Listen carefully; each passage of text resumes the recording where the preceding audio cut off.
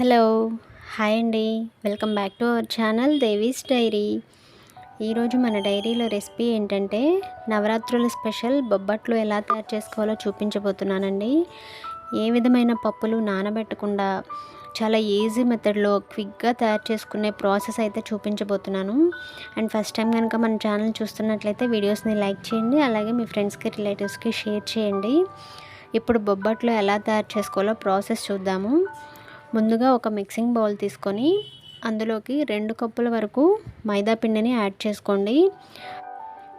మైదా పిండి ప్లేస్లో గోధుమ పిండి తీసుకొనైనా బొబ్బట్లను తయారు చేసుకోవచ్చండి. అందులోకి టేస్ట్కి సరిపడా సాల్ట్ని యాడ్ చేసుకొని అండ్ 1/2 టేబుల్ స్పూన్ వరకు పసుపుని యాడ్ చేసుకోండి. యాడ్ చేసుకొని ఒకసారి బాగా మిక్స్ చేసుకోండి. పొడి పిండిని మిక్స్ చేసుకున్న తర్వాత కొంచెం కొంచెం వాటర్ని యాడ్ చేసుకుంటూ పిండిని బాగా స్మూత్గా కలుపుకోవాలి. వాటర్ని ఒక్కసారిగా యాడ్ చేయకండి, కొంచెం కొంచెం యాడ్ చేసుకుంటూ కలుపుకోండి. మనకి బొబ్బట్లు పిండి అనేది చాలా లూజ్గా ఉండాలండి. పిండి అనేది ఈ విధంగా ఉండాలి, కానీ స్టిక్కీగా అంటుకుపోతూ ఉంటుంది కదా, అందుకోసం అందులో ఒక 4 to 5 టేబుల్ స్పూన్స్ నెయ్యిని వేసుకోండి. నెయ్యి కరగబెట్టి తీసుకోండి. ఈ విధంగా వేసుకున్న తర్వాత బాగా మిక్స్ చేసుకోండి. ఈ పిండి మనం ఎంత బాగా కలుపుకుంటే బొబ్బట్లు అంత స్మూత్గా వస్తాయండి. ఈ విధంగా కలుపుకున్న తర్వాత ఈ పిండి మీద ఒక మూత పెట్టుకొని పక్కన పెట్టుకోండి. తర్వాత వేరొక గిన్నె తీసుకొని అందులోకి 2 కప్పుల వరకు తురిమిన బెల్లం తీసుకోండి. 2 కప్పుల మైదాకి 2 కప్పుల బెల్లం అయితే సరిపోతుంది. అందులోకి 2 కప్పుల వాటర్ని యాడ్ చేసుకొని స్టవ్ని మీడియం ఫ్లేమ్లో పెట్టుకోండి. ఒక 1/2 టేబుల్ స్పూన్ సాల్ట్ని యాడ్ చేసుకొని బాగా మిక్స్ చేసుకోండి. కాసేపటికి బెల్లం అంతా కూడా కరిగిపోతుంది. వన్స్ బెల్లం అంతా కరిగిపోయి ఈ విధంగా రోలింగ్ బాయిల్ వచ్చినప్పుడు స్టవ్ ఆఫ్ చేసుకొని ఈ గిన్నెని పక్కన పెట్టుకోండి. మనకేమీ తీగ పాకం ఏమీ రానవసరం లేదండి. తర్వాత స్టవ్ మీద ఒక ప్యాన్ పెట్టుకొని అందులోకి 2 కప్పుల వరకు శనగపిండిని తీసుకోండి. మనం నార్మల్గా అయితే బొబ్బట్లకి శనగపప్పు నానబెట్టుకొని చేసుకుంటాం కదా, అలా పప్పు నానబెట్టే పని లేకుండా శనగపిండితో చేస్తున్నాం అనమాట. స్టవ్ని మీడియం ఫ్లేమ్లో పెట్టుకొని ఫ్రై చేసుకోవాలి. ఒక 2 టేబుల్ స్పూన్స్ వరకు నెయ్యిని అయితే యాడ్ చేసుకోండి. ఇందులోకి కాసేపటికి మంచి స్మెల్ వస్తుందండి. ఈ విధంగా శనగపిండి ఫ్రై అయిన తర్వాత ఇందులోకి మనం ముందుగా బాయిల్ చేసుకొని పెట్టుకున్న బెల్లం సిరప్ ఉంది కదా, దానిని ఇందులో కొంచెం కొంచెం ఫిల్టర్ చేసుకుంటూ వేసుకోవాలి. మొత్తం ఒకసారిగా పోసేయకండి, కొంచెం కొంచెం పోసుకుంటూ బాగా మిక్స్ చేసుకోండి. వన్స్ బెల్లం సిరప్ ఇలా వేయగానే శనగపిండి అంతా కూడా గడ్డలు కట్టినట్టుగా అయిపోతుంది. ఆ మిగిలిన సిరప్ అంతా కూడా 2-3 సార్లుగా ఇందులో వేసుకొని ఆ గడ్డలంతా కూడా మిక్స్ అయ్యే విధంగా ఈ విధంగా గరిటెతో ప్రెస్ చేస్తూ బాగా మిక్స్ చేసుకోండి. ఈ విధంగా మొత్తం కలిసిన తర్వాత అందులోకి ఒక 2-3 యాలకులు క్రష్ చేసుకొని వేసుకోండి. తర్వాత ఒక 4 to 5 టేబుల్ స్పూన్స్ నెయ్యిని అయితే వేసుకోండి. వేసుకొని ఒకసారి బాగా మిక్స్ చేసుకొని స్టవ్ని మాత్రం మీడియం ఫ్లేమ్లో పెట్టుకోండి. ఎందుకంటే అడుగంటుతుంది. శనగపిండి అడుగంటిందంటే చేదు వచ్చేస్తుందండి, మళ్ళీ టేస్ట్ అంతా కూడా మారిపోతుంది. మరొకసారి ఒక 2 టేబుల్ స్పూన్స్ వరకు నెయ్యిని యాడ్ చేసుకొని స్టవ్ని మీడియం ఫ్లేమ్లో పెట్టుకొని ఇలా ప్యాన్కి సపరేట్ అయ్యి స్టిక్కీగా అంటుకోకుండా ఉండేంత వరకు తిప్పుకోవాలండి. ఈ కన్సిస్టెన్సీ వచ్చినప్పుడు స్టవ్ ఆఫ్ చేసుకొని పక్కన పెట్టుకోండి. ఇది కంప్లీట్గా చల్లారిన తర్వాత చేతికి నెయ్యి అప్లై చేసుకొని మనకు కావాల్సిన సైజులో వీటిని బాల్స్ లాగా చేసుకోవాలండి. ఒకసారి ఫస్ట్ బాగా మిక్స్ చేసుకొని చేత్తో చిన్న చిన్న ముద్దలు తీసుకొని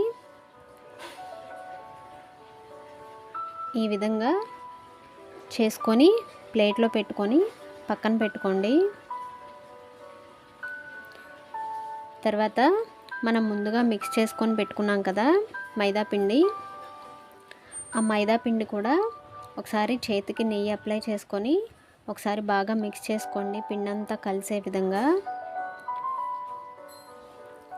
మిక్స్ చేసుకున్న తర్వాత మనం పూర్ణం అయితే ఏ సైజులో తీసుకున్నామో అదేవిధంగా ఈ మైదా ముద్దను కూడా అదే సైజులో తీసుకొని,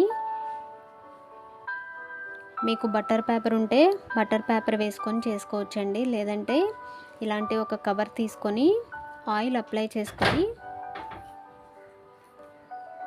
పెట్టుకోండి.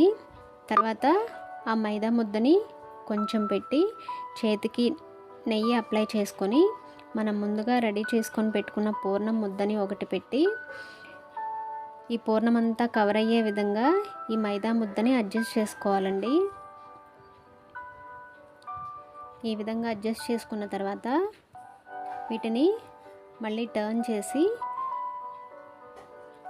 చేసుకొని పెట్టుకోవాలి. ఈ విధంగా పెట్టుకున్న తర్వాత పైన ఇంకొక కవర్ పెట్టుకోవాలి. ఆయిల్ కానీ లేదా నెయ్యి కానీ అప్లై చేసుకొని పెట్టుకోండి.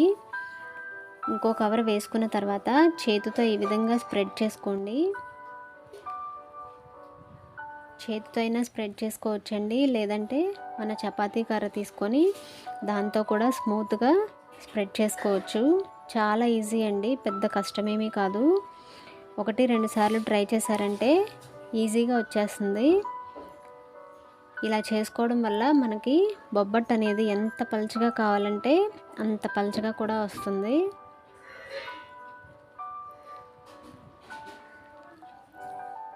నేను మరొకటి చూపిస్తాను చూడండి. ఇలా చేసుకున్న తర్వాత కవర్ తీసేయడమే. ఫస్ట్ మైదా ముద్దను పెట్టుకొని కొంచెం స్ప్రెడ్ చేయండి. చేతికి నెయ్యి అప్లై చేసుకొని తర్వాత పూర్ణం పెట్టుకొని ఈ మైదా ముద్దంతా కూడా ఆ పూర్ణాన్ని కవర్ చేసే విధంగా పెట్టుకొని ఈ ముద్దని టర్న్ చేసుకొని పెట్టుకొని దానిపైన వేరొక కవర్ పెట్టుకొని చేతితో ఈ విధంగా స్ప్రెడ్ చేసుకోవాలండి. చాలా అంటే చాలా పలుచగా వస్తాయండి. ఈ విధంగా స్ప్రెడ్ చేసుకున్న తర్వాత ఫస్ట్ పైన కవర్ తీసుకొని తర్వాత మనం గారెలు అయితే ఏ విధంగా తీసుకొని ఆయిల్లో వేసుకుంటామో అదేవిధంగా కింద కవర్ నుంచి కూడా సపరేట్ చేసుకొని పెనం మీద వేసుకోవాలండి. పెనంకి ఫస్ట్ నెయ్యి వేయాల్సిన అవసరం లేదండి. ఫస్ట్ ఈ బొబ్బట్టు వేసుకొని తర్వాత నెయ్యి వేసుకోవచ్చు. ఈ బొబ్బట్లు అనేవి నెయ్యితోనే చాలా బాగుంటాయండి.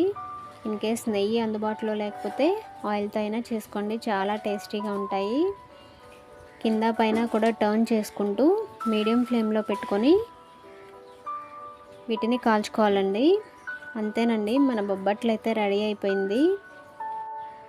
గోధుమ పిండితో కూడా చేసుకున్న సేమ్ ప్రాసెస్ ఫాలో అయ్యి చేయొచ్చండి. మీరు కూడా తప్పకుండా ట్రై చేయండి. మీకు ఎలా వచ్చిందనేది నాకు కామెంట్ చేసి చెప్పండి. మరో వీడియోతో మళ్ళీ కలుద్దాం. Thank you.